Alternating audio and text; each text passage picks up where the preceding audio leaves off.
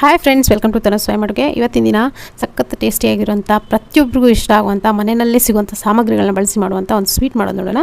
ಬನ್ನಿ ಹಾಗಿದ್ರೆ ಇನ್ನು ಹೇಗೆ ಮಾಡೋದು ಅಂತ ನೋಡೋಣ. ನಾನು ಒಂದು ಪತ್ರೆ ಬೇಯಿಸಿ ಇಟ್ಕೊಂಡಿದ್ದೀನಿ. ಇದಕ್ಕೆ ನೋಡಿ 1 ಟೇಬಲ್ ಸ್ಪೂನ್ ಆಗುವಷ್ಟು ತುಪ್ಪವನ್ನು ಹಾಕ್ಕೊಳ್ತಾ ಇದ್ದೀನಿ. ನೋಡಿ, ತುಪ್ಪ ಹಾಕ್ಕೊಂಡು ಲೋ ಫ್ಲೇಮಲ್ಲಿ ಇಟ್ಕೊಳ್ಬೇಕು, ಗ್ಯಾಸ್ ಫ್ಲೇಮನ್ನು. ನೋಡಿ, 1 ಕಪ್ ಆಗುವಷ್ಟು ಗೋಧಿ ಹಿಟ್ಟನ್ನು ತೊಗೊಂಡಿದ್ದೀನಿ. ಗೋಧಿ ಹಿಟ್ಟನ್ನು ತುಪ್ಪದಲ್ಲಿ ಹಾಕ್ಕೊಂಡು ಚೆನ್ನಾಗಿ ಹುರ್ಕೋಬೇಕು. ಪೂರ್ತಿ ಹುರಿಯೋದು ಮುಗಿಯೋವರೆಗೂ ನೀವು ಲೋ ಫ್ಲೇಮ್ನಲ್ಲೇ ಹುರ್ಕೊಳ್ಬೇಕಾಗುತ್ತೆ. ಸ್ವಲ್ಪ ಜಾಸ್ತಿ ಸಮಯ ತೊಗೊಳುತ್ತೆ ಹುರಿಯೋದು, ಹಿಟ್ಟನ್ನು ಹುರಿಯೋದು. ಈ ಸ್ಟೆಪ್ಪನ್ನು ನೀವು ಚೆನ್ನಾಗಿ ಫಾಲೋ ಮಾಡಿದ್ರೆ ಈ ರೆಸಿಪಿ ತುಂಬ ಚೆನ್ನಾಗಿ ಬರುತ್ತೆ, ಟೇಸ್ಟಿಯಾಗಿ ಬರುತ್ತೆ. ನೋಡಿ, ಚೆನ್ನಾಗಿ ಹುರಿಬೇಕು ತುಪ್ಪದಲ್ಲಿ. ತುಪ್ಪ ನಿಮಗೆ ಕಡಿಮೆ ಆಯಿತು ಅಂತ ಅನಿಸಿದ್ರೆ ಮತ್ತೆ ಇನ್ನೊಂದು ಸ್ಪೂನಷ್ಟು ತುಪ್ಪವನ್ನು ಹಾಕ್ಕೊಂಡು ನೀವು ಈ ಹಿಟ್ಟೇನಿದೆ ನೋಡಿ, ಗೋಧಿ ಹಿಟ್ಟನ್ನು ಹುರ್ಕೊಳ್ಬೇಕಾಗತ್ತೆ. ನೋಡಿ, ಈ ಥರ ಗಂಟುಗಳೇನಾದರೂ ಆದರೆ ಗಂಟುಗಳನ್ನ ಬಿಡಿಸ್ತಾ ಕ್ಲೀನಾಗಿ ಹುರ್ಕೋಬೇಕು.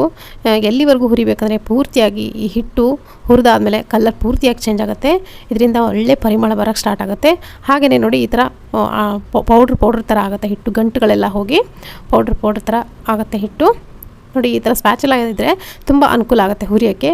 ಈ ಥರ ಇದ್ದರೆ ಅದನ್ನು ಕೂಡ ಬಳಸಿ ಅಥವಾ ಸ್ಪೂನಿಂದ ಚೆನ್ನಾಗಿ ನೀವು ಹುರ್ಕೋಬೋದು. ಇವಾಗ ನೋಡ್ತಿರ್ಬೋದು, ಸ್ವಲ್ಪ ಕಲರ್ ಚೇಂಜ್ ಆಗಿದೆ. ಈ ಟೈಮ್ನಲ್ಲಿ ಮತ್ತೆ ನಾನಲ್ಲಿ 1 ಸ್ಪೂನ್ ಆಗೋಷ್ಟು ತುಪ್ಪವನ್ನು ಹಾಕ್ಕೊಳ್ತಾ ಇದ್ದೀನಿ. ನೋಡಿ, ತುಪ್ಪ ಹಾಕ್ಕೊಂಡು ಅದನ್ನು ಕೂಡ ಮಿಕ್ಸ್ ಮಾಡ್ಕೊಳ್ತಾ ಹಿಟ್ಟು ಜೊತೆಗೆ ಹುರ್ಕೋಬೇಕು. ಸ್ವಲ್ಪ ಹುರಿಯೋ ಸ್ಟೆಪ್ ಏನಿದೆ ನೋಡಿ, ಅದನ್ನು ಕರೆಕ್ಟಾಗಿ ಫಾಲೋ ಮಾಡಿಬಿಡಿ. ನಿಮಗೆ ಸಖತ್ತಾಗಿ ಬರುತ್ತೆ ಈ ಸ್ವೀಟು. ಇವಾಗ ನೀವು ನೋಡ್ತಿರ್ಬೋದು, ಕಲರ್ ಸ್ವಲ್ಪನೇ ಚೇಂಜ್ ಆಗ್ತಾ ಬರ್ತಾಯಿದೆ.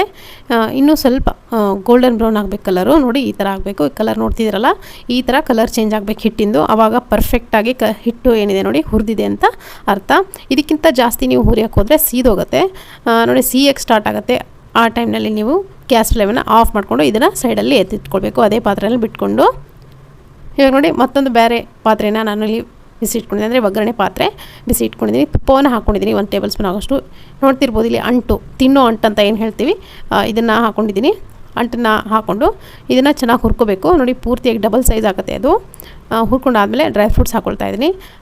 ಬಾದಾಮ್ ಮತ್ತು ದ್ರಾಕ್ಷಿ, ಒಣ ದ್ರಾಕ್ಷಿ ಏನಿದೆ ಅದನ್ನು ಹಾಕ್ಕೊಂಡಿದ್ದೀನಿ. ಜೊತೆಗೆ ನೋಡಿ, ಕರ್ಬೂಜ ಹಣ್ಣಿನ ಬೀಜ, ಮಸ್ಕಲನ್ ಸೀಡ್ಸ್ ಅಂತ ಏನು ಕರಿತೀವಿ, ಅದನ್ನು ಕೂಡ ಹಾಕ್ಕೊಂಡಿದ್ದೀನಿ. ಇದು ಆಪ್ಷನಲ್ ಇದ್ದರೆ ಹಾಕ್ಕೊಳ್ಳಿ, ಇಲ್ಲ ಅಂದರೆ ಏನು ತೊಂದರೆ ಇಲ್ಲ. ಯಾವುದೇ ಡ್ರೈ ಫ್ರೂಟ್ಸ್ ಬೇಕಿದ್ರೆ ನೀವು ಹಾಕೋಬೋದು, ಇಲ್ಲಾಂದರೆ ಹಾಕದೇ ಇದ್ದರೂ ನೀವು ನಡೆಯುತ್ತೆ. ಈಗ ನೋಡಿ, ಡ್ರೈ ಫ್ರೂಟ್ಸ್ ಫ್ರೈ ಮಾಡಾದಮೇಲೆ ಅದನ್ನು ಕೂಡ ಬಿಸಿ ಆಗಿರೋಂಥ ಹಿಟ್ಟಿನ ಮೇಲ್ಗಡೆ ಈ ಥರ ಹಾಕೋಬೇಕು. ನೋಡಿ, ಹಿಟ್ಟು ಜಾಸ್ತಿ ಹೊತ್ತು ನಾವು ಫ್ರೈ ಮಾಡಿರೋದ್ರಿಂದ ಜಾಸ್ತಿ ಹೊತ್ತು ಬಿಸಿಯಾಗಿ ಹಾಗೇ ಇರುತ್ತೆ. ಸೊ ನೋಡಿ, ಇದನ್ನು ತುಪ್ಪ ಹಾಕ್ಕೊಂಡು ಆ ತುಪ್ಪದಲ್ಲಿ ಹುರ್ಕೊಂಡಂಥ ಡ್ರೈ ಫ್ರೂಟ್ಸ್ ಹಾಕಾದ್ಮೇಲೆ ಸಕ್ಕರೆ ಪೌಡ್ರ್ ಹಾಕ್ಕೊಳ್ತಾ ಇದ್ದೀನಿ. ಅರ್ಧ ಕಪ್ ಆಗುವಷ್ಟು ಸಕ್ಕರೆ ಪೌಡ್ರನ್ನ ಹಾಕ್ಕೊಳ್ತಾ ಇದ್ದೀನಿ ನಾನು. ಹಾಕ್ಕೊಂಡು ನೋಡಿ, ಬಿಸಿಯಾಗಿರುವಂಥ ಹಿಟ್ಟಿನ ಮೇಲ್ಗಡೆ ಹಾಕೋಬೇಕು ಸಕ್ಕರೆ ಪುಡಿನ. ಆವಾಗಲೇ ಚೆನ್ನಾಗಿ ಮಿಕ್ಸ್ ಆಗೋದು. ಪೂರ್ತಿಯಾಗಿ ತಣ್ಣಗಾಗಿರಬಾರ್ದು ಹಿಟ್ಟೇನಿದೆ ನೋಡಿ, ಆವಾಗಲೇ ಇರೋದ್ರಿಂದ ಅದ್ರ ಮೇಲ್ಗಡೆ ಸಕ್ಕರೆ ಪೌಡ್ರ್ ಹಾಕಿದ್ರೆ ತುಂಬ ಚೆನ್ನಾಗಿ ಹಿಡ್ಕೊಳ್ಳುತ್ತೆ. ಈ ಥರ ಮಿಕ್ಸ್ ಮಾಡ್ಕೊಳ್ಳಿ. ಸೊ ನೋಡಿ, ಈ ಥರ ಮಿಕ್ಸ್ ಮಾಡಿಕೊಂಡು ಕೈಯಿಂದ ನೀವು ಹಿಡಿಯೋಷ್ಟು ಏನಾದರೂ ಬಿಸಿ ಇದ್ದೇ ಅನ್ನೋದಾದರೆ ಕೈಯಿಂದನೇ ನೀವು ಕ್ಲೀನಾಗಿ ಮಿಕ್ಸ್ ಮಾಡ್ಕೋಬೇಕಾಗತ್ತೆ. ಪೂರ್ತಿಯಾಗಿ ಹಿಟ್ಟಿನ ಜೊತೆ ಸಕ್ಕರೆ ಪೌಡ್ರ್ ಏನಿದೆ ಬೆರಿಬೇಕು. ಅಲ್ಲಿವರೆಗೂ ನೀವು ಮಿಕ್ಸ್ ಮಾಡ್ಕೊಂಡಾದ್ಮೇಲೆ ಸ್ವಲ್ಪ ಡ್ರೈ ಆಗಿರುತ್ತೆ, ಆವಾಗ ತುಪ್ಪವನ್ನು ಸೇರಿಸ್ಕೋಬೇಕಾಗತ್ತೆ. 1-2 ಸ್ಪೂನಷ್ಟು ತುಪ್ಪ ಹಾಕ್ಕೊಂಡ್ರೆ ಮತ್ತೆ ನಿಮಗೆ ಈಸಿಯಾಗಿ ಈ ಸ್ವೀಟನ್ನು ಮಾಡ್ಬೋದು. ನೋಡಿ, ಈ ಥರ ಮಿಕ್ಸ್ ಮಾಡ್ಕೊಂಡಾದ್ಮೇಲೆ ಈ ಥರ ಗಂಟು ಥರ ಆಗುತ್ತಲ್ಲ, ಒಂದೊಂದೇ ಸ್ವಲ್ಪ ನಿಮ್ಗೆ ಯಾವ ಸೈಜಿಗೆ ಬೇಕೋ, ಯಾವ ಆಕಾರಕ್ಕೆ ಬೇಕೋ ಅಷ್ಟು ಆಕಾರಕ್ಕೆ ನೀವು ಉಂಡೆಗಳನ್ನು ಇಲ್ಲಿ ಕಟ್ಕೊಳ್ಬೇಕಾಗುತ್ತೆ. ನೋಡಿ, ಚಿಕ್ಕ ಉಂಡೆಗಳನ್ನು ಕಟ್ಕೊಳ್ತಾ ಇದ್ದೀನಿ ನಾನು. ನೋಡಿ, ಈ ಥರ ಚಿಕ್ಕ ಉಂಡೆಗಳನ್ನೆಲ್ಲವನ್ನು ಕಟ್ಕೊಂಡು ರೆಡಿ ಮಾಡಿ ಇಟ್ಕೊಂಡಿದ್ದೀನಿ. ತುಂಬಾ ಟೇಸ್ಟಿಯಾಗಿರುತ್ತೆ ಉಂಡೆ. ಬಾಯಿಲಿಟ್ಟರೆ ಕರಗುತ್ತೆ ಅಂತಾರಲ್ಲ, ಆ ಥರ ಟೇಸ್ಟ್ ಬರುತ್ತೆ. ಖಂಡಿತ ಈ ರೆಸಿಪಿ ನೋಡಾದ್ಮೇಲೆ ನೀವು ಕೂಡ ಮನೆಯಲ್ಲಿ ಮಾಡಿ ನೋಡಿ. ಸುಸ್ತು ಏನಾದರೂ ಇದ್ದರೆ ಇದನ್ನು ಪ್ರತಿದಿನ ಒಂದು ಉಂಡೆನ ಸೇವಿಸಿದ್ರೆ ಸಾಕು, ಎಲ್ಲ ಹೊರಟೋಗುತ್ತೆ. ಮಕ್ಕಳಿಗೂ ಕೂಡ ಅಷ್ಟೇ, ಮಕ್ಕಳ ಹೆಲ್ತ್ಗೂ ಕೂಡ ತುಂಬ ಒಳ್ಳೆಯದು. ಮಕ್ಕಳಿಗೆ ಈ ಥರ ಮಾಡಿ ಬೆಳಗ್ಗೆ 1 ಉಂಡೆನ ತಿನ್ನಿಸಿ. ತುಂಬ ಹೆಲ್ತಿಯಾಗಿರುವಂಥ ಉಂಡೆ ಇದು. ಸೊ ಇವತ್ತಿನ ಈ ರೆಸಿಪಿಗೆ ಖಂಡಿತ ಇಷ್ಟ ಆಗಿದೆ ಅಂದ್ಕೊಳ್ತೀನಿ. ಇಷ್ಟ ಆಗಿದ್ರೆ ಒಂದು ಲೈಕ್ ಮಾಡೋದನ್ನ ಈಸಿ ಹಾಗೆ ಟೇಸ್ಟಿಯಾಗಿ ಮಾಡುವಂಥ ಒಂದು ಎನರ್ಜಿ ಲಡ್ಡು ಯಾವ ರೀತಿ ಮಾಡೋದು ತೋರಿಸಿದ್ದೀನಿ. ವಿಶೇಷವಾಗಿರುವಂಥ ಒಂದು ಸ್ವೀಟ್ ಅಂತ ಹೇಳ್ಬೋದು. ಬನ್ನಿ ಹಾಗಿದ್ರೆ ಇದನ್ನು ಮಾಡೋದು ನೋಡೋಣ. ಒಂದು ಪಾತ್ರೆ ಬಿಸಿ ಇಟ್ಕೊಂಡಿದ್ದೀನಿ. ಇದಕ್ಕೆ 1 ಟೇಬಲ್ ಸ್ಪೂನ್ ಆಗೋಷ್ಟು ತುಪ್ಪವನ್ನು ಹಾಕ್ಕೊಳ್ತಾ ಇದ್ದೀನಿ. ತುಪ್ಪ ಚೆನ್ನಾಗಿ ಕಾಯ್ದಾದ್ಮೇಲೆ ಇಲ್ಲಿ ನೋಡ್ತಿರ್ಬೋದು, ಅಂಟು ಅಂತ ಹೇಳ್ತಾರೆ ಇದನ್ನು. ಸೊ ಗೋಂದ್ ಕೂಡ ಕರೀತಾರೆ ಹಿಂದಿನಲ್ಲಿ. ಇದನ್ನು ಒಂದು 1/4 ಕಪ್ ಆಗೋಷ್ಟು ಹಾಕ್ಕೊಂಡು ಚೆನ್ನಾಗಿ ತುಪ್ಪದಲ್ಲಿ ಹುರ್ಕೊಳ್ತೀನಿ. ಈ ಥರ ನೋಡಿ, ಹುರಿತಾ ಈ ಥರ ಅರಳ್ಕೊಳ್ಳುತ್ತೆ ಅಂಟು. ಸೊ ಈ ಥರ ಚೆನ್ನಾಗಿ ಪೂರ್ತಿಯಾಗಿ ಅರಳ ಆದಮೇಲೆ ನೋಡಿ ಇದನ್ನು ಒಂದು ಬೇರೆ ಬೌಲ್ಗೆ ತೆಗಿತಾ ಇದ್ದೀನಿ. ಮೀಡಿಯಮ್ ಫ್ಲೇಮ್ಲಿ ಇಟ್ಕೊಂಡು ಹುರ್ಕೊಳ್ಳಿ ಇದನ್ನು. ಬೇಗನೆ ಹುರಿದು ಹಾಗೆ ಸೀದೋಗುತ್ತೆ. ಜಾಸ್ತಿ ಹೈ ಫ್ಲೇಮ್ಲಿಟ್ಟು ಹುರಿದ್ರೆ ಒಂದು ಸೈಡಲ್ಲಿ ಎತ್ತಿಟ್ಕೊಂಡಿದ್ದೀನಿ.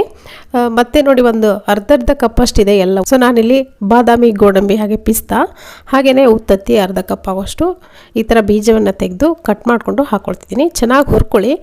ಮೀಡಿಯಮ್ ಫ್ಲೇಮ್ ಇಟ್ಕೊಂಡು ಸ್ವಲ್ಪ ಕ್ರಿಸ್ಪಿ ಆಗೋವರೆಗೂ ಇದನ್ನು ಹುರ್ಕೊಳ್ಬೇಕಾಗತ್ತೆ. ಅದೇ ಹಾಕಿರುವಂಥ ತುಪ್ಪದಲ್ಲೇ ಹುರಿದ್ರೆ ಸಾಕು, ಮತ್ತು ಎಕ್ಸ್ಟ್ರಾ ತುಪ್ಪ ಹಾಕೋ ಅಗತ್ಯ ಇಲ್ಲ.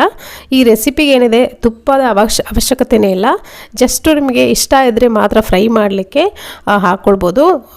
ನೀವು ಅಂಟು ಹಾಕೋದಾದರೆ ಮಾತ್ರ 1 ಸ್ಪೂನಷ್ಟು ತುಪ್ಪ ಹಾಕ್ಕೊಂಡು ಅಂಟನ್ನು ಹುರಿಬೇಕಾಗತ್ತೆ. ಸೊ ನೋಡಿ ಚೆನ್ನಾಗಿ ಹುರಿದಾಗಿದೆ, ಕ್ರಿಸ್ಪಿಯಾಗಿದ್ದು. ಇದನ್ನು ಕೂಡ ಅದೇ ಬೌಲ್ಗೆ ನಾನಿಲ್ಲಿ ಟ್ರಾನ್ಸ್ಫರ್ ಮಾಡ್ಕೊಳ್ತಾ ಇದ್ದೀನಿ. ನಿಮಗೆ ಬೇರೆ ಡ್ರೈ ಫ್ರೂಟ್ಸ್ ಏನಾದರೂ ಇಷ್ಟ ಇದ್ದರೆ ಅದನ್ನು ಕೂಡ ಹಾಕ್ಕೊಳ್ಬೋದು. ಸೊ ಇದು ಪೂರ್ತಿಯಾಗಿ ತಣ್ಣಗಾಗಲಿ. ಅಷ್ಟರೊಳಗೆ ನೋಡಿ ಅದೇ ಪಾತ್ರೆಗೆ ಲೋ ಮೀಡಿಯಮ್ ಫ್ಲೇಮ್ ಇಟ್ಕೊಂಡು 1 ಕಪ್ ಆಗೋಷ್ಟು ಒಣ ಕೊಬ್ಬರಿನ ಈ ಥರ ಕಟ್ ಮಾಡಿಕೊಂಡು ಹಾಕ್ಕೊಂಡು ಹುರ್ಕೊಳ್ತಾ ಇದ್ದೀನಿ. ಒಣ ಕೊಬ್ಬರಿನ ಒಂದು ಒಳ್ಳೆ ಕ್ವಾಲಿಟಿಯಿಂದ ತೊಗೊಳ್ಳಿ. ಕೆಲವೊಂದು ಸಲ ಒಣ ಕೊಬ್ಬರಿ ಏನಾಗುತ್ತೆ, ಸ್ಮೆಲ್ ಇರುತ್ತೆ. ಸ್ವಲ್ಪ ಚೆನ್ನಾಗಿರೋದು ನೋಡಿಕೊಂಡು ನೀವು ಒಣ ಕೊಬ್ಬರಿಯನ್ನು ಬಳಸಿ. ನೋಡಿ ಈ ಥರ ಇಷ್ಟು ಹುರಿದ್ರೆ ಸಾಕಾಗುತ್ತೆ, ಕ್ರಿಸ್ಪಿ ಆಗೋವರೆಗೂ. ಇದನ್ನು ಕೂಡ ಒಂದು ಪ್ಲೇಟ್ಗೆ ನಾನು ತೆಗಿತಾ ಇದ್ದೀನಿ ಇಲ್ಲಿ.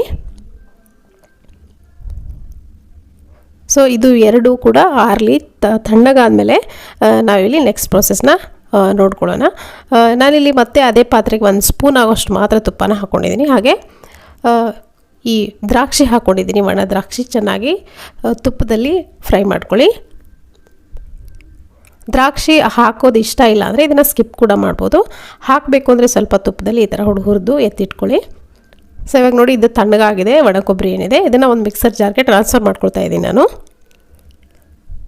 ಸೊ ಮೊದಲಿಗೆ ಈ ಒಣ ಕೊಬ್ಬರಿನ ಹಾಕ್ಕೊಂಡು ಹುರ್ಕೊಳ್ಳಿ. 4 ಏಲಕ್ಕಿ ಕೂಡ ಹಾಕ್ಕೊಂಡು ಈ ಥರ ನುಣ್ಣಗೆ ರುಬ್ಕೊಂಡಿದ್ದೀನಿ.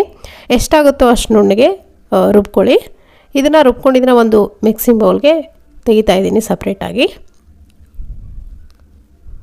ಸೊ ಇದೇ ಮಿಕ್ಸರ್ ಜಾರ್ಗೆ ಇವಾಗ ಆವಾಗಲೇ ಹುರಿದಿಟ್ಟಂಥ ಡ್ರೈ ಫ್ರೂಟ್ಸ್ ಹಾಗೆ ಅಂಟನ್ನು ಕೂಡ ಹಾಕ್ಕೊಂಡು ಇದನ್ನು ಕೂಡ ತರ್ತರಿಯಾಗಿ ರುಬ್ಕೊಳ್ಳಿ. ಪೂರ್ತಿ ಇದು ನುಣ್ಣಗಾಗಬಾರ್ದು, ತರಿ ಆದರೆ ಸಾಕಾಗುತ್ತೆ. ಇದನ್ನು ಕೂಡ ಅದೇ ಮಿಕ್ಸಿಂಗ್ ಬೌಲ್ಗೆ ಹಾಕ್ಕೊಂಡಿದ್ದೀನಿ. ಸೊ ಇವಾಗ ಎಲ್ಲವನ್ನು ಒಣ ಕೊಬ್ಬರಿ ಜೊತೆಗೆ ಚೆನ್ನಾಗಿ ಮಿಕ್ಸ್ ಮಾಡ್ಕೊಳ್ಳಿ ಕೈಯಿಂದ.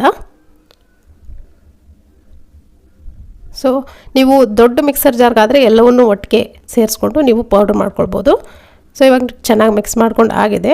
ನಾನಲ್ಲಿ ಬೇರೆ ಪಾತ್ರೆಗೆ 1 ಕಪ್ ಆಗೋಷ್ಟು ಬೆಲ್ಲ ಹಾಗೆ ಒಂದು ಅರ್ಧ ಕಪ್ ಆಗೋಷ್ಟು ನೀರನ್ನು ಹಾಕ್ಕೊಂಡು ಮಿಕ್ಸ್ ಮಾಡ್ಕೊಳ್ತಾ ಇದ್ದೀನಿ.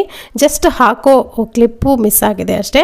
ಅರ್ಧ ಕಪ್ಪಷ್ಟು ನೀರು ಹಾಗೆ 1 ಕಪ್ಪಷ್ಟು ಬೆಲ್ಲ ಹಾಕ್ಕೊಂಡು ಚೆನ್ನಾಗಿ ಇದನ್ನು ಕರಗಿಸ್ಕೊಳ್ಳಿ.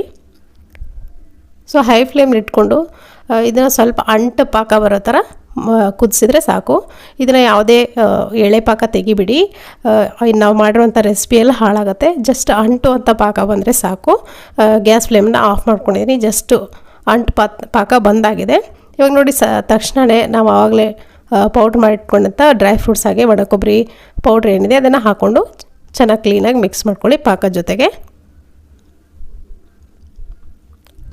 ಸೊ ಕ್ಲೀನಾಗಿ ಒಂದು ಸರಿ ಮಿಕ್ಸ್ ಮಾಡ್ಕೊಂಡಾದಮೇಲೆ ಸ್ವಲ್ಪ ಇವಾಗ ಮಿಕ್ಸ್ ಮಾಡ್ತಾನೆ ಸ್ವಲ್ಪ ಗಟ್ಟಿ ಆಗ್ತಾ ಬರುತ್ತೆ. ಅಂದರೆ ತಣ್ಣಗೆ ಆಗ್ತಾ ಬರುತ್ತಲ್ಲ, ಇನ್ನು ಪೂರ್ತಿಯಾಗಿ ತಣ್ಣಗೆ ಮಾಡಬೇಡಿ.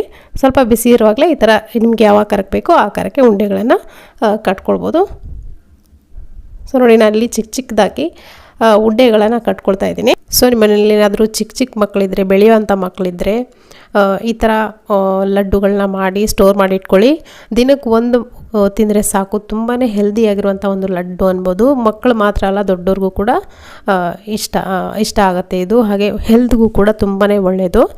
ಸೊ ಈ ಥರ ನೋಡಿ ಉಂಡೆಗಳನ್ನ ಕಟ್ಟಿ ರೆಡಿ ಮಾಡಿ ಇಟ್ಕೊಂಡಿದ್ದೀನಿ. 1-2 ಗಂಟೆ ಬಿಟ್ಟರೆ ಸಾಕು, ಸ್ವಲ್ಪ ಗಟ್ಟಿ ಆಗುತ್ತೆ, ಸಾಫ್ಟಾಗೇ ಇರುತ್ತೆ ತಿನ್ನುವಾಗ. ಸೊ ರುಚಿಯಾದಂಥ ಹೆಲ್ದಿಯಾಗಿರುವಂಥ ಎನರ್ಜಿ ಲಡ್ಡು ಅಂತ ಹೇಳ್ಬೋದು ರೆಡಿಯಾಗಿದೆ. ಖಂಡಿತ ಈ ರೆಸಿಪಿ ನಿಮಗೆ ಇಷ್ಟ ಆಗಿದೆ ಅಂದ್ಕೊಳ್ತೀನಿ. ಇಷ್ಟ ಆಗಿದ್ರೆ ಒಂದು ಲೈಕ್. ನಾನೊಂದು ಲಡ್ಡು ರೆಸಿಪಿ ಮಾಡಿ ತೋರಿಸಿದ್ದೀನಿ. ಬನ್ನಿ ಹಾಗಿದ್ರೆ ಇವತ್ತು ನಾನು ರವೆ ಉಂಡೆನ ಯಾವ ರೀತಿ ಈಸಿಯಾಗಿ ಹಾಗೆ ಟೇಸ್ಟಿಯಾಗಿ ಮಾಡೋದಂತ ನೋಡೋಣ. ಬನ್ನಿ ಹಾಗಿದ್ರೆ ಕ್ವಿಕ್ಕಾಗಿ ಇದನ್ನು ಯಾವ ರೀತಿ ಮಾಡೋದು, ಇದಕ್ಕೆ ಏನೇನು ಬೇಕು ಅಂತ ನೋಡ್ಕೊಳ್ಳೋಣ. ನಾನು ಒಂದು ಪಾತ್ರೆ ಬೇಯಿಸಿ ಇಟ್ಕೊಂಡಿದ್ದೀನಿ. ಇದಕ್ಕೆ 2 ಟೇಬಲ್ ಸ್ಪೂನ್ ಆಗೋಷ್ಟು ತುಪ್ಪನ ಹಾಕ್ಕೊಳ್ತಿದ್ದೀನಿ. ತುಪ್ಪ ಕಾಯ್ತಿದ್ದಂಗೆ ಇದಕ್ಕೆ ನಾನಿಲ್ಲಿ ಗೋಡಂಬಿನ ಹಾಕ್ಕೊಳ್ತಿದ್ದೀನಿ. ನಿಮಗೆ ಇಷ್ಟ ಆಗಿರುವಂಥ ಯಾವುದೇ ಡ್ರೈ ಫ್ರೂಟ್ಸ್ನ ನೀವು ಇದರಲ್ಲಿ ಬಳಸ್ಬೋದು. ನಾನಿಲ್ಲಿ ಒಂದು ಅರ್ಧ ಕಪ್ ಆಗುವಷ್ಟು ಗೋಡಂಬಿನ ಹಾಕ್ಕೊಳ್ತಿದ್ದೀನಿ. ಇದನ್ನು ಚೆನ್ನಾಗಿ ಗೋಲ್ಡನ್ ಬ್ರೌನ್ ಆಗೋವರೆಗೂ ಈ ಥರ ತುಪ್ಪದಲ್ಲಿ ಚೆನ್ನಾಗಿ ಹುರ್ಕೊಳ್ಳಿ. ಇವಾಗ ಸ್ವಲ್ಪ ಗೋಲ್ಡನ್ ಬ್ರೌನ್ ಆಗ್ತಿದ್ದಂಗೆ ದ್ರಾಕ್ಷಿ ಕೂಡ ಹಾಕ್ಕೊಳ್ತಿದ್ದೀನಿ, ಒಣ ದ್ರಾಕ್ಷಿ ಅಂತ ಏನು ಕರಿತೀವಿ. ಅದನ್ನು ಕೂಡ ಒಂದು ಅರ್ಧ ಕಪ್ ಆಗುವಷ್ಟು ಹಾಕ್ಕೊಂಡಿದ್ದೀನಿ. ಡ್ರೈ ಫ್ರೂಟ್ಸ್ನ ಫ್ರೈ ಮಾಡಬೇಕಿದ್ರೆ ಯಾವಾಗಲೂ ಲೋ ಫ್ಲೇಮ್ ಇಟ್ಕೊಂಡೇ ಫ್ರೈ ಮಾಡಬೇಕಾಗತ್ತೆ, ಇಲ್ಲಾಂದರೆ ಬೇಗನೆ ಸೀದೋಗುತ್ತೆ. ಮೇಲ್ಗಡೆ ಲೇಯರ್ ಮಾತ್ರ ಕಪ್ಪಾಗುತ್ತೆ, ಒಳಗಡೆ ಹಸಿಯಾಗಿ ಹಾಗೆ ಇರುತ್ತೆ. ಇವಾಗ ನೋಡ್ತಿರ್ಬೋದು ಚೆನ್ನಾಗಿ ಫ್ರೈ ಆಗಿದೆ. ಈ ಟೈಮ್ನಲ್ಲಿ ನಾನಿಲ್ಲಿ ಒಂದು 2 ಕಪ್ಪಷ್ಟು ರವೆಯನ್ನು ಹಾಕ್ಕೊಳ್ತಿದ್ದೀನಿ. ನಾನಿಲ್ಲಿ ಚಿರೋಟಿ ರವೆ, ಸಣ್ಣ ರವೆ ಅಂತ ಏನು ಕರಿತೀವಿ, ಆ ರವೆಯನ್ನು ಬಳಸ್ತಿದ್ದೀನಿ. 1 ಕಪ್ ಅಂದರೆ ಆಲ್ಮೋಸ್ಟ್ ಒಂದು 1/4 kg ಅಷ್ಟಾಗುತ್ತೆ, 250 ಗ್ರಾಮು. ಆ ಥರ ನಾನು 2 ಕಪ್ ಆಗುವಷ್ಟನ್ನು ರವೆಯನ್ನು ಬಳಸಿದ್ದೀನಿ. ರವೆ ಹಾಕಾದ್ಮೇಲೂ ಕೂಡ ಮೀಡಿಯಮ್ ಫ್ಲೇಮ್ ಇಟ್ಕೊಂಡು ಸ್ವಲ್ಪ ಜಾಸ್ತಿ ಹೊತ್ತು ಹುರ್ಕೊಳ್ಬೇಕು ತುಪ್ಪದಲ್ಲಿ. ಹುರಿತಾ ಚೆನ್ನಾಗಿರುವಂಥ ಪರಿಮಳ ಬರುತ್ತೆ, ಅಲ್ಲಿವರೆಗೂ ನೀವು ಇದನ್ನು ಹುರಿತಾನೇ ಇರಬೇಕು. ಹಸಿ ಆಗಿ ಹುರಿದ್ರೆ, ಬೇಗನೆ ಹುರಿದ್ರೆ ಚೆನ್ನಾಗಿ ಹುರಿಯಲ್ಲ ರವೆ, ಹಾಗೇ ಇರುತ್ತೆ ಹಸಿಯಾಗಿ, ಚೆನ್ನಾಗಿ ಬರಲ್ಲ ಉಂಡೆ. ಸೊ ಇವಾಗ ನೋಡ್ತಿರ್ಬೋದು ಕಲರ್ ಕೂಡ ಚೇಂಜ್ ಆಗಿದೆ. ಇವಾಗ ಗ್ಯಾಸ್ ಆಫ್ ಮಾಡ್ಕೊಳ್ತಿದ್ದೀನಿ. ಇದನ್ನು ಸೈಡಲ್ಲಿ ಎತ್ತಿಟ್ಕೊಳ್ಳೋಣ. ಇವಾಗ ಇನ್ನೊಂದು ಪಾತ್ರೆ ಬಿಸಿ ಇಟ್ಕೊಂಡು ಇದಕ್ಕೆ ನಾನಿಲ್ಲಿ 2 ಕಪ್ಪಷ್ಟು ರವೆಗೆ 1.5 ಕಪ್ಪಷ್ಟು ಸಕ್ಕರೆನ ಹಾಕ್ಕೊಳ್ತಿದ್ದೀನಿ. ಜಾಸ್ತಿ ಸಕ್ಕರೆ ಹಾಕಿದ್ರೂ ಕೂಡ ಉಂಡೆ ತಿನ್ನೋಕ್ಕಾಗಲ್ಲ. ಸೊ ನೋಡ್ತಿರ್ಬೋದು ಕಡಿಮೆ ಅಂದರೆ 2 ಕಪ್ಪಷ್ಟು ರವೆಗೆ 1.5 ಕಪ್ಪಷ್ಟು ಸಕ್ಕರೆ ಹಾಕ್ಕೊಳ್ತಿದ್ದೀನಿ. ಸಕ್ಕರೆ ಹಾಕ್ಕೊಂಡು ಸಕ್ಕರೆ ನೋಡ್ತಿರ್ಬೋದು ಇಲ್ಲಿ ಒಂದು 3/4 ಕಪ್ಪಷ್ಟು, 3/4 ಕಪ್ಪಷ್ಟು ನೀರನ್ನು ಬಳಸ್ತಿದ್ದೀನಿ. ನೀರನ್ನು ಜಾಸ್ತಿ ಹಾಕ್ಲಿಕ್ಕೆ ಹೋಗ್ಬೇಡಿ, ಸಕ್ಕರೆ ಮೇಲ್ಗಡೆ ಸ್ವಲ್ಪ ನೀರು ಇರಬೇಕಷ್ಟೇ, ಅಷ್ಟು ಮಾತ್ರ ನೀರು ಹಾಕ್ಕೊಂಡು ಸಕ್ಕರೆ ಚೆನ್ನಾಗಿ ಕರಗಾದ್ಮೇಲೆ ಇದನ್ನು ಒಂದು ಎಳೆ ಪಾಕ ಅಂತ ಏನು ಹೇಳ್ತೀವಿ, ಒಂದು ಎಳೆ ಪಾಕ ಬರೋವರೆಗೂ ಚೆನ್ನಾಗಿ ಬಾಯ್ಲ್ ಮಾಡ್ಕೊಳ್ಬೇಕಾಗತ್ತೆ. ತುಂಬ ಸರಳವಾಗಿರುವಂಥ ವಿಧಾನ ಅಂತ ಹೇಳ್ಬೋದು ಇದು ರವೆ ಉಂಡೆ ಮಾಡಲಿಕ್ಕೆ. ಮತ್ತೊಂದು ವಿಧಾನದಲ್ಲೂ ಕೂಡ ನಾನು ಮಾಡಿ ಆಲ್ರೆಡಿ ರವೆ ಉಂಡೆನ ಅಪ್ಲೋಡ್ ಮಾಡಿದ್ದೀನಿ, ನೀವು ಬೇಕಿದ್ದರೆ ಅದನ್ನು ಕೂಡ ಚೆಕ್ ಮಾಡ್ಕೊಳ್ಳಿ. ಲಿಂಕ್ ಬೇಕಿದ್ದರೆ ನಿಮಗೆ ಇಲ್ಲಿ ಐ ಕಾರ್ಡಲ್ಲಿ ಬಿಟ್ಟಿರ್ತೀನಿ, ಅಥವಾ ಡಿಸ್ಕ್ರಿಪ್ಷನ್ ಕೂಡ ನಾನು ಮೆನ್ಷನ್ ಮಾಡಿರ್ತೀನಿ, ಅಲ್ಲಿ ನೀವು ಚೆಕ್ ಮಾಡ್ಕೊಳ್ಬೋದು. ತುಂಬ ಈಸಿಯಾಗಿ ಮಾಡ್ಬೋದು, ಯಾರಿಗೆ ಮಾಡೋಕ್ಕೆ ಬರಲ್ಲ ಅವರು ಕೂಡ ಈಸಿಯಾಗಿದ್ದೆನ ಮಾಡ್ಬೋದು ನೀವು. ಸೊ ಇವಾಗ ನೋಡ್ತಿರ್ಬೋದು ಸಕ್ಕರೆ ಎಲ್ಲ ಚೆನ್ನಾಗಿ ಕರಗಿ ಬಾಯ್ಲ್ ಆಗ್ತಾಯಿದೆ. ಈ ಥರ ಕುದೀತಾ ಇರಬೇಕಾದ್ರೆ ನಾವು ಅವಾಗವಾಗ ಪಾಕನ ಚೆಕ್ ಮಾಡ್ಕೊಳ್ಬೇಕು. ಈ ಥರ ಕೈಯಿಂದ ತೊಗೊಂಡು ಪಾಕನ ಎಳೆದ್ಬಿಟ್ರೆ ಎಳೆ ಥರ ಬರಬೇಕದು, ಒಂದೆಳೆ ಪಾಕ ಅಂತ ಏನು ಹೇಳ್ತೀವಿ, ಆಲ್ಮೋಸ್ಟ್ ಗೊತ್ತಿರುತ್ತೆ. ನೋಡ್ತಿರ್ಬೋದು ಇಲ್ಲಿ ಪಾಕ ತಗೊಳ್ಳಿಲ್ಲ ಅಂದರೆ ಉಂಡೆ ಕಟ್ಟೋಕ್ಕಾಗಲ್ಲ, ಅದಕ್ಕೋಸ್ಕರ ಚೆನ್ನಾಗಿ ಪಾಕ ಬರೋವರೆಗೂ ಚೆನ್ನಾಗಿ ಕುದಿಸ್ಕೊಳ್ಳಿ.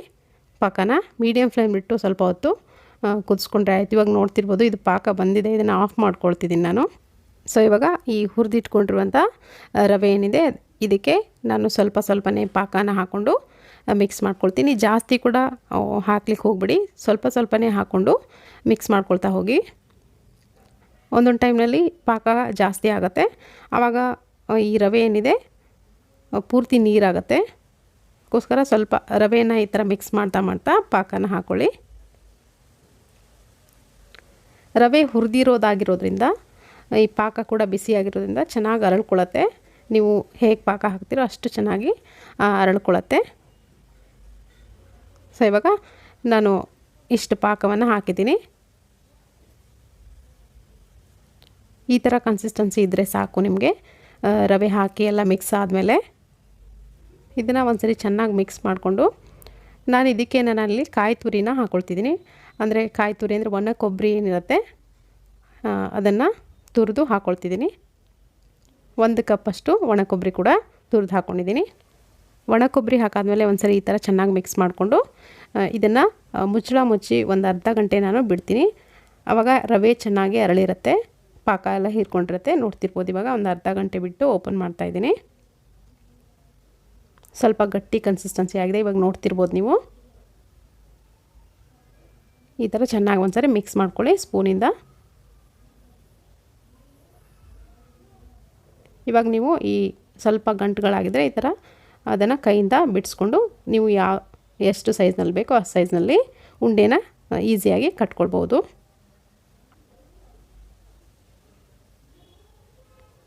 ತುಂಬ ಟೇಸ್ಟಿಯಾಗಿರುತ್ತೆ. ನೀವು ಈ ವಿಧಾನದಲ್ಲಿ ಒಂದ್ಸರಿ ಖಂಡಿತವಾಗ್ಲೂ ಮಾಡಿ ನೋಡಿ, ಹೇಗಿತ್ತು ಅಂತ ಅಭಿಪ್ರಾಯ ತಿಳಿಸಿ. ಸೊ ಇದೇ ಥರ ನಾನು ಒಂದು ಮೀಡಿಯಮ್ ಸೈಜ್ನಲ್ಲಿ ಎಲ್ಲ ಉಂಡೆಗಳನ್ನು ಕಟ್ಕೊಳ್ತೀನಿ. ಸುಮಾರು 20 ರಿಂದ 25 ಉಂಡೆಗಳು ರೆಡಿಯಾಗಿದೆ. ಒಂದು ಅರ್ಧ kg ಅಷ್ಟು ರವೆಗೆ ತುಂಬಾ ಟೇಸ್ಟಿಯಾಗಿ ಬಂದಿತ್ತು ನಾನು ಮಾಡಿದ್ದಾಗ. ಖಂಡಿತವಾಗ್ಲೂ ಈ ರೆಸಿಪಿ ನಿಮಗೆ ಇಷ್ಟ ಆಗಿದೆ ಅಂದ್ಕೊಳ್ತೀನಿ. ಇಷ್ಟ ಆಗಿದ್ರೆ ಒಂದು ಲೈಕ್ ಒತ್ತೋದನ್ನು ಮರಿಬೇಡಿ. ಹಾಯ್ ಹಲೋ ನಮಸ್ತೆ ಎಲ್ಲರಿಗೂ ಸ್ವಾಗತ ಮತ್ತೊಮ್ಮೆ ನಮ್ಮ ಚಾನಲ್ಗೆ. ಸೊ ಇವತ್ತು ಒಂದು ಸ್ವೀಟ್ ಬೇಕ್ರಿ ಸ್ಟೈಲ್ನಲ್ಲಿ ಸ್ವೀಟ್ ಯಾವ ರೀತಿ ಮಾಡೋದಂತ ನೋಡೋಣ. ತುಂಬಾ ಸುಲಭವಾಗಿ ನೀವು ಮನೆಯಲ್ಲಿ ಮಾಡ್ಕೊಳ್ಬೋದು. ಇದಕ್ಕೆ ನಾನಲ್ಲಿ ಒಂದು ಕಪ್ ಆಗುವಷ್ಟು ಕಡಲೆಬೇಳೆನ ಒಂದು 4 ರಿಂದ 5 ಗಂಟೆ ಚೆನ್ನಾಗಿ ನೆನೆಸಿದ್ದೀನಿ. ಚೆನ್ನಾಗಿ ನೆನೆದ್ಮೇಲೆ ನೀರೆಲ್ಲ ಡ್ರೈನ್ ಮಾಡಿಕೊಂಡು ಮಿಕ್ಸರ್ ಜಾರ್ಗೆ ಹಾಕ್ಕೊಂಡು ಕಡಲೆಬೇಳೆನ ತರಿತರಿಯಾಗಿ ರುಬ್ಕೊಳ್ತೀನಿ. ಇವಾಗ ನೋಡ್ತಿರೋದು ಪೂರ್ತಿ ತರಿತರಿಯಾಗಿ ರುಬ್ಕೊಂಡಿದ್ದೀನಿ. ನೀವು ಮಸಾಲೆ ವಡೆ ಮಾಡಲಿಕ್ಕೆ ಯಾವ ರೀತಿ ಕಡಲೆಬೇಳೆನ ರುಬ್ತೀರೋ ಆ ಹದಕ್ಕೆಯಲ್ಲಿ ರುಬ್ಕೊಳ್ಬೇಕಾಗತ್ತೆ. ಇದನ್ನು ರುಬ್ಬಾಗಿದೆ. ನಾನಿಲ್ಲೊಂದು ಮಿಕ್ಸಿಂಗ್ ಬೌಲ್ಗೆ ಟ್ರಾನ್ಸ್ಫರ್ ಮಾಡ್ಕೊಳ್ತಾ ಇದ್ದೀನಿ. ಸೊ ಮಿಕ್ಸಿಂಗ್ ಬೌಲ್ಗೆ ಹಾಕ್ಕೊಂಡು ಇವಾಗ ನೋಡಿ ಈ ಹದಕ್ಕೆ ನಾನಿಲ್ಲಿ ರುಬ್ಕೊಂಡಿದ್ದೀನಿ. ಪೂರ್ತಿ ನುಣ್ಣಗೂ ಅಲ್ಲ, ಪೂರ್ತಿ ತರ್ತರಿ ಆಗುವಲ್ಲ, ಅಷ್ಟು ರುಬ್ಕೊಂಡಿದ್ದೀನಿ. ಸೊ ಇವಾಗ ನಾನಲ್ಲಿ ಪಕ್ಕದಲ್ಲಿ ಎಣ್ಣೆ ಕೂಡ ಕಾಯಕ್ಕಿಟ್ಟಿದ್ದೀನಿ. ಎಣ್ಣೆ ಚೆನ್ನಾಗಿ ಕಾಯ್ದಾದ್ಮೇಲೆ ಪೂರ್ತಿ ಎಣ್ಣೆನ ಕಾಯಿಸ್ಕೊಳ್ಳಿ. ಕಾಯಿಸ್ಕೊಂಡಾದ್ಮೇಲೆ ಈ ಥರ ಚಿಕ್ಕ ಚಿಕ್ಕ ವಡೆ ಆಕಾರಕ್ಕೆ ನಾನಿಲ್ಲಿ ಹಾಕ್ಕೊಳ್ತಾ ಇದ್ದೀನಿ. ಬಜ್ಜಿ ಆಕಾರಕ್ಕೆ ಕೂಡ ಹಾಕ್ಕೊಂಡು ನೀವು ಫ್ರೈ ಮಾಡ್ಕೊಳ್ಬೋದು, ಹೇಗೆ ಬೇಕಿದ್ರೂ ಫ್ರೈ ಮಾಡ್ಕೊಳ್ಬೋದು ಹಾಕ್ಕೊಂಡು. ಸೊ ನೋಡಿ ಇದನ್ನು ಕ್ರಿಸ್ಪಿ ಆಗೋವರೆಗೂ ಮೀಡಿಯಮ್ ಹೈ ಫ್ಲೇಮ್ ಇಟ್ಕೊಂಡು ಇದನ್ನು ಫ್ರೈ ಮಾಡ್ಕೊಳ್ಳಿ. ಪೂರ್ತಿ ಕ್ರಿಸ್ಪಿ ಆಗಬೇಕು. ನೀವು ಮಸಾಲೆ ವಡೆ ಅದೆಲ್ಲ ಹೇಗೆ ಕ್ರಿಸ್ಪಿಯಾಗಿ ಫ್ರೈ ಮಾಡ್ತೀರೋ ಆ ಥರ ಇದನ್ನು ಕ್ರಿಸ್ಪಿ ಆಗೋವರೆಗೂ ಫ್ರೈ ಮಾಡಬೇಕು. ಕಲರ್ ಯಾವುದೇ ಕಾರಣಕ್ಕೂ ಚೇಂಜ್ ಆಗಬಾರ್ದು, ಕ್ರಿಸ್ಪಿ ಆದರೆ ಸಾಕಾಗುತ್ತೆ. ಇದನ್ನು ಇವಾಗ ತೆಗಿತಾ ಇದ್ದೀನಿ. ಸೊ ಇದು ಪೂರ್ತಿಯಾಗಿ ನೋಡಿ ತಣ್ಣಗಾಗಬೇಕು. ಸೊ ಸ್ವಲ್ಪ ಇದು ಇವಾಗ ಬಿಸಿ ಇದೆ. ಪೂರ್ತಿ ತಣ್ಣಗಾದ್ಮೇಲೆ ನಾನು ಇದನ್ನು ಮಿಕ್ಸರ್ ಜಾರ್ಗೆ ಹಾಕ್ಕೊಂಡು ತರಿತರಿಯಾಗಿ ರುಬ್ಕೊಳ್ತೀನಿ. ಒಂದು ಸರಿ ಮಿಕ್ಸರ್ ಆನ್ ಆಫ್ ಮಾಡಿದ್ರೆ ಸಾಕಾಗುತ್ತೆ. ಸೊ ನೋಡಿ ಪೂರ್ತಿಯಾಗಿ ಇವಾಗ ತಣ್ಣಗಾಗಿದೆ.